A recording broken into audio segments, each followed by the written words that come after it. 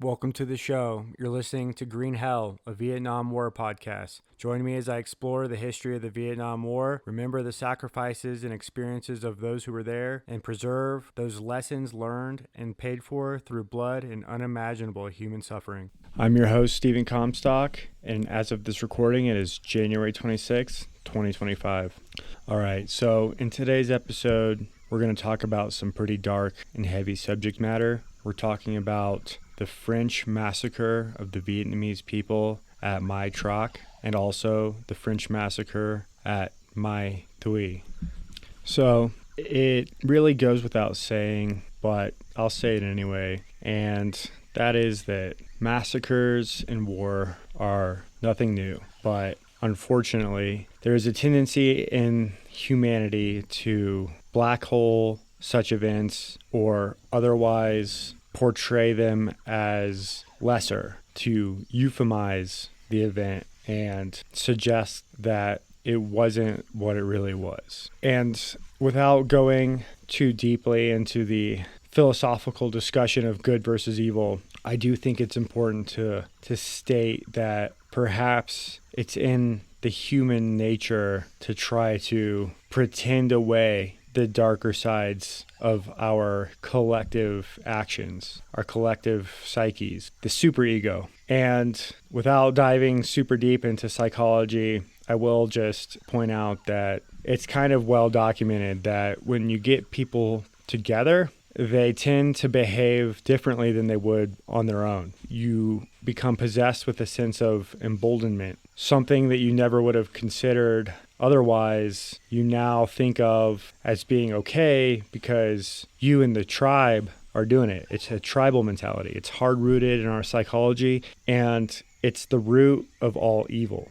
You see it cascade from the smallest things to the biggest things, but it's always the justification that people use. Oh, well, if everybody else is doing it, then why not me? Maybe in principle, you can conclude that, yeah, what I'm about to do is not the right thing to do, but if everybody else is doing it, then I have no options. And this is where the line becomes blurred. There is a line, but the line does become blurred because in war, there is a fog and there is a moral ambiguity. In this instance that I'm going to share with you, there is not a moral ambiguity. The massacre that I'm about to discuss was absolutely egregious, horrendous, atrocious, wrong, but it does bring up the question, and it's the same question that you get when you think about the Nazis, when you think about Hamas, when you think about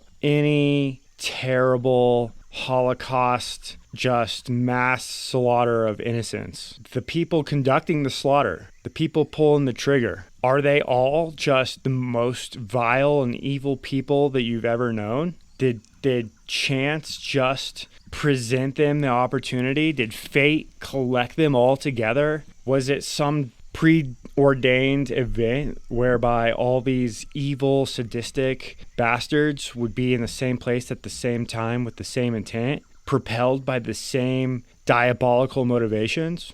And the answer is perhaps, probably not. The answer is that the human psychology is wired for a group mentality, superego environment. You have the ego, that's you, that's your individual conscience, that's the voice inside your head, that's you, that's what you have control of, and that has the potential to override any number of conditions external to your internal environment. And then you have the superego, to paraphrase some Freudian psychology. The superego is your collective group thought, the groupthink, and that's the same concept that drives people to riot after the Phillies win and burn down cities and flip over cars. That's the same thing that gets people out that otherwise wouldn't think about looting. Now they're looting their neighborhood shops and burning down whole neighborhoods. It's the same thing that propels thousands of people to fight cops and breach the Capitol on January 6th. I mean, you can apply it to any number of scenarios, and it's the same in every case, and that is, I'm a guy, but everybody else is doing it, and nobody's stopping us, so fuck it. Looks like that's what we're doing. And in fact, you find that in the human soul, there's a dark nature that even takes a little bit of pleasure in these evil acts that we're loath to admit we have the capacity to commit. Not all acts that are propelled on by the superego are equal. In this case, over 300 innocent civilians were gunned down in cold blood. And in other cases, it's just a riot that gets out of hand. Property damage may or may not be pervasive, and people may or may not get hurt in other instances. But it's a superego event. To go further down the Freudian analogy and to talk about some psychological concepts here, there's the id, which is kind of like the primeval animalistic tendencies from our ancient ancestors. So over time, this concept that I'm describing is deeply rooted, hardwired in the subconscious of human beings. And it's so deep that we've done a very, very good job in the modern era of sugarcoating what lies at the root, and that is animalistic tendencies. Now, this is where there's room for philosophical interpretation, but the bottom line is you either succumb to animalistic tendencies that are antagonized by superego motivations, or you resist them, and that's the choice of the ego. That's the choice of you, the individual, the human being. And anybody with an objective mind who is not naively shrouded by a worldview that is inconsistent with reality will reluctantly accept the fact that people will do unspeakable acts when they're in a group. And today, we're remembering a terrible event because it's incumbent upon us as citizens of Western civilization to remember the atrocities that were committed against the Vietnamese. As gross as it is, and as much as we don't want to admit it, that's what we have to do. That's the ethical, the moral, it's the right thing to do.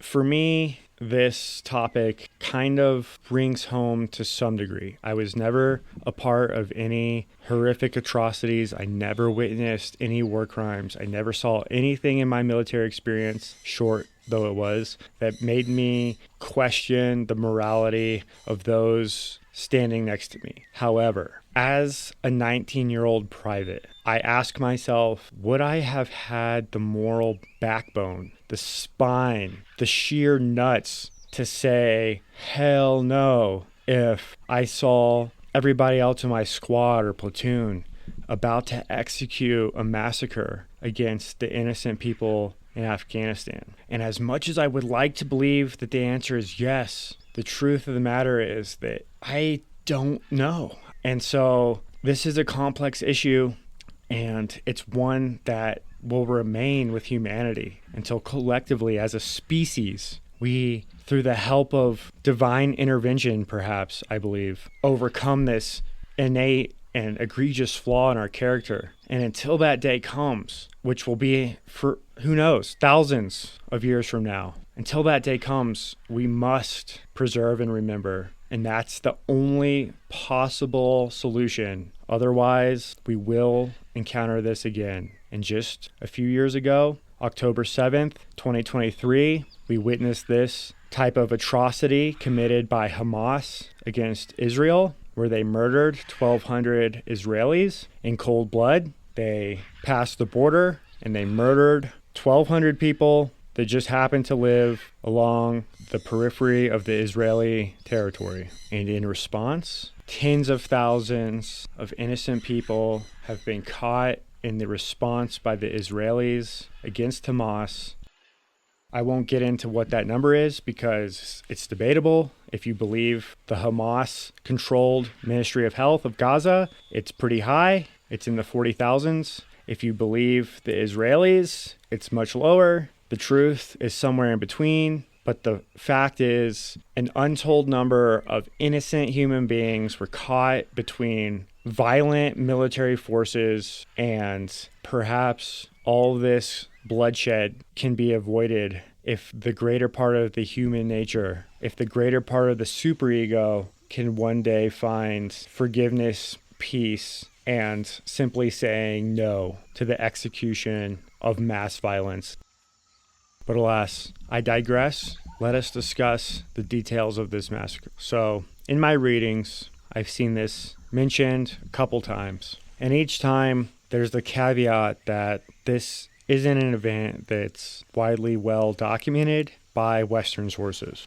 The French hardly have any record of it, but it did happen. It did happen. The historical account is mostly based on the Vietnamese version of events.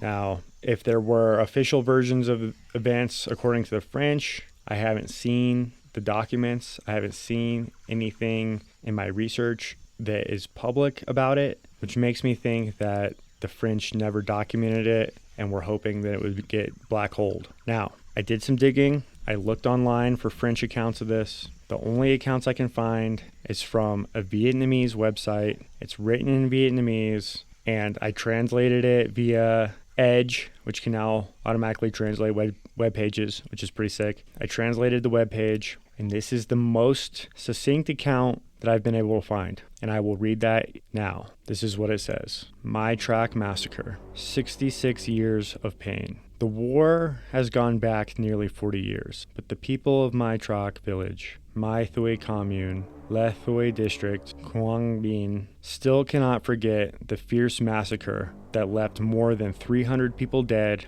and hundreds of houses burned. In the memories of the people of My Trach village, November 29, 1947, of 66 years ago, was an unforgettable, bloody day. In just a few hours, the entire small village was burned down by the French. Hundreds of human lives, mostly the elderly and children, were murdered by the enemy. Following in the footsteps of Mr. Vo Chi Mong, secretary of My Trach village, we went to the place where the bloody massacre occurred at the foot of My Trach Bridge, My Thuy commune, Le Thuy district. Over time, the bridge has changed many times every year. The Kien Giang River has also become clear and poetic, but few people know that this place used to be a mass grave of more than 300 people, making the Kien Giang River sink in a sea of blood. Mr. Huang, as well as many My Thuy people, are extremely sad and painful because their father was brutally slaughtered. According to many documents, from the afternoon of November 28, 1947, the French troops in Thuong Phong Fort came to gather at Xuang Bo Fort to prepare to coordinate with other armies to carry out the White Terror. At about 2 a.m. on November 29, more than one company of the enemy in Xuanbo village secretly marched to ambush and block at the entrances and exits of My Trach village. Our guards promptly alerted. The plan to deal with the enemy and fight against the White Terror had been disseminated before, but the enemy force was too large and equipped with advanced weapons, so it was impossible to respond in time for a while. More than 200 men in Hoa Luat Nam and Thuong Phong posts, along with the reactionary Vietnamese and neighboring villages, had artillery to support the siege of My Trach village. For nearly 3 hours, from 5 a.m. to 8 a.m., French soldiers and Le Duong soldiers rushed into the village from 3 directions, meeting anyone who immediately shot despite the screams of old women and children. Many houses were stormed by them, shot and killed the whole family, and then burned the house to burn their bodies. After that, they gathered the survivors at the foundation of the My Trach Iron Bridge and then placed 3 machine guns pointing at the villagers to intimidate the spirit, forced the people to declare the party base and Viet Minh cadres, and shout reactionary slogans against the party, against the Viet Minh, and against the resistance movement. My Trach villagers protested by silently not declaring, not shouting slogans. the French, frantically shot and killed innocent people. Hundreds of people fell on the foundation of the bridge into the Kiangyang River. The river was stained red with the blood of the good people. At about 11 o'clock, the enemies withdrew from the village, but on the way, they also ruthlessly killed many civilians in some neighboring villages. Currently, My Trach village also retains a monument to the hate erected by local people to engrave the tragic event. At the foot of My Trach village, the mass graves of hundreds of victims are also set up by people with incense and smoke. We found Mr. Nguyen Trong Diem, now 83 years old, who was a living witness to the bloody massacre. At that time, Mr. Diem had just turned 16 years old. Sent to school by his family, he was early enlightened about revolutionary ideals. On the day the French invaded the village and persecuted and murdered the good people, Mr. Diem and some other young men secretly undertook to closely monitor the enemy's activities and the situation of the people in the village to promptly inform the troops to prepare a response. Afraid of being exposed, most of the handsome young men, guerrilla militias, and soldiers had to evacuate but did not dare to come forward. Mr. Diem recounts, that day, hundreds of enemies flooded into the village and blocked the directions to hunt down the troops and followers of the party, following the Viet Minh. Recognizing their previous plans from the news source, all men, women, and troops had to evacuate the village. Only the elderly, women, and children remained. However, when they did not find the Viet Minh, but only saw the elderly and children, they became crazy and carried out blatant terrorism. They divided the troops into people's houses to arrest and shoot and kill. Then they set fire to the houses of the poor so that they had no place to live. Speaking of this, Mr. Diem's voice slackened and choked up. Mr. Diem continued, hundreds of people were tied up by them and then used guns to lead them to the foot of My Trach Bridge, using all tricks to seduce and intimidate people to declare to the Viet Minh hiding places. Besides, they pointed guns at each person and shouted slogans against the Viet Minh and the Communist Party. But all those threats did not shake the will of the people of My Trach. Frantically, the French enemy pointed guns at the innocent poor people, making the Kiangyang River red with fresh blood, corpses piled on top of each other. According to Mr. Diem, only 4 survivors of the massacre were Ms. Bat Dien, 72 years old. When the enemy raised her to shoot, she fainted. Ms. Tran Thi Mak, who was only 10 years old at the time, she was hit by 2 bullets through her cheek. Ms. Le Phi M, only 9 years old at the time, was shot through the calf, and Mr. Tran Pham had a broken leg. Up to now, only Ms. Tran Thi Ma is living in Hanoi. The rest have all died. For the past 66 years, every time he recalls that horrific event, Mr. Diem's heart always feels a sharp pain. Because in this massacre, the French enemy shot dead 6 of his dearest family members. The horrific massacre in My Trach village left too much pain. There were many families who were killed by the enemy. Among them, Mr. Tran Van Hoan's family had 10 people. 7 were shot dead by the enemy. Mr. Nguyen Cong Duyen was killed by the whole family of 6 people. I think that's a translation error that is meant to say Mr. Nguyen Cong Duan and his whole family of 6 people were killed. Mr. Hoang Van Tao, Mr. Tran Van Hoi, Mr. Hoang Van Tong were also killed. Mr. Vo Chi Niu had 7 relatives shot dead by the French. On the day the enemy invaded the village and slaughtered, Mr. Nguyen was only 14 years old at the time and was herding buffalo in the village field and was lucky to survive. He recounted, that day I was herding buffaloes and crawling in the village when I saw French soldiers and Vietnamese leading the way to persecute many people and bring them to My Trach Bridge. I ran to call, but my father turned around and said, son, hide away from being shot by them. They have already killed a lot of people in the village. He Hearing my father say that, I also hid in the bushes and only dared to look out. After a while of intimidation, they directly pointed their guns at the people and shot them all. The bodies piled on top of each other. Blood stained the whole section of the Kiangyang River. Seeing the barbaric scene, although I was very upset, I, Mr. Kuang, and Mr. Thon, who went to herd cows at the same time, could only cry, but did not dare to do anything. Waiting after they withdrew, we and some other brothers who were young men serving the revolution, the militia, ran to dig a pit and then collect the bodies to bury the victims.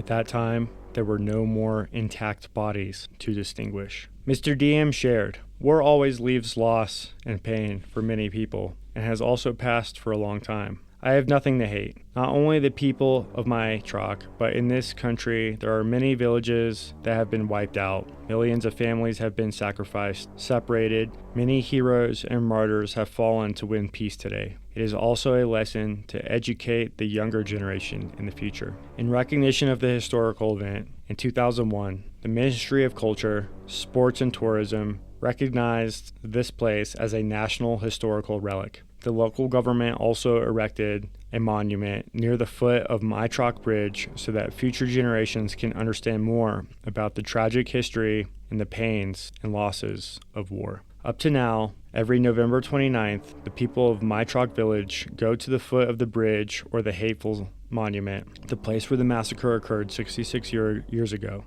to light incense to commemorate the victims. But what makes people here always worry is that this bloody massacre has not been mentioned in any documents other than the history of the party committee of the commune and district. As well, not many people know about this tragic event. Author of this article, Dong Duc. I will provide the link that will take you to this article should you desire to read further about this event. A different Vietnamese source suggests that 157 children were killed, along with 170 women. Now, there's no doubt that people were killed in cold blood by the French. The question is the exact number, and unfortunately, the documentation just does not exist to specifically outline who and exactly how many. So, I guess the lesson here is that massacres occur. The Western civilization, Europeans, the French, the United States, as we're going to get to further down the series, none of us are innocent. And the best we can do is piece together the fragments and remember what we can. And that's it. That's the best we can do. So today, we remember the massacre committed at My Trach by the French against the Vietnamese on November 29th, 1947. And to conclude, I will cite the last sentence of one of these articles, and that is from the quangbin.gov website page. This article says, quote, "Today, the people of My Trach Village have been building a richer and more beautiful homeland together, worthy of the wishes of the living and the spirituality of the deceased." I think that the spirituality of the deceased is probably meant to translate to the spirits of the deceased, but regardless, I think that's the beautiful hope of all who die in war, is that their sacrifice, their loss, their senseless murder isn't in vain. And we would all do better across the spectrum, humanity as a whole, to remember that and to live up to that hope that the future can be better, and that those who have left us hoping that the future would be better. And it is upon us to enact that scenario. Now, let us briefly discuss the other massacre that occurred around this time. This was the My Thuy massacre, and there is even less documentation about this, but what I was able to find was on the website of the University of Quebec at Montreal's Indochina War Studies page. This is what it says. According to Vietnamese sources and direct witnesses, in early 1948, French Union ground and naval forces opened fire on and bombarded the village of My Thuy, located on the coast of Quang Tri province, killing a total of 562 villagers, including women and children. French Union paratroopers then went on a shooting rampage in the village, while naval assault forces used heavy cannons to flatten much of what was left of the village. It remained largely abandoned until 1975. As at My Lai during the American War, the scale of the massacre left an indelible scar on the village and poses enormous existential problems to this day for the survivors and their families. After 1975, with the end of the Second Indochina War, that's the American War in Vietnam, villagers decided to build a small temple and altar in memory of those who had perished in My Thuy. It also serves as a sacred place to perform rituals to soothe the spirits of those who had been killed but whose souls continue to roam the land. While apparently reluctant at first to support such religious activities, Vietnamese communist authorities have since realized the importance of patronizing such important local initiatives for the sake of their own political legitimacy. In 2001, the Ministry of Culture and Information officially recognized My Thuy Village as a national monument, and in 2005, the government invested 500 million dong to create a temple on the site where the massacre occurred. This temple allows those who lost loved ones to perform the needed religious rituals of ancestor worship. It also serves as a powerful local site of memory, symbolizing the sorrow generated by the Indochina War. And I will post the link to both articles that I have just read to you today. Unfortunately, there's not a whole lot more that I've been able to find. And actually, now that I'm looking at this article was written by Christopher Goscha himself, the author of Road to Dien Bien Phu, who is a professor at the University of Quebec at Montreal. And with that, I will leave you to consider this, to ponder the fallibility, the darkness, and the possibility for redemption in the human soul, the ego, the superego, the id, and all those that we remember today. Until next time.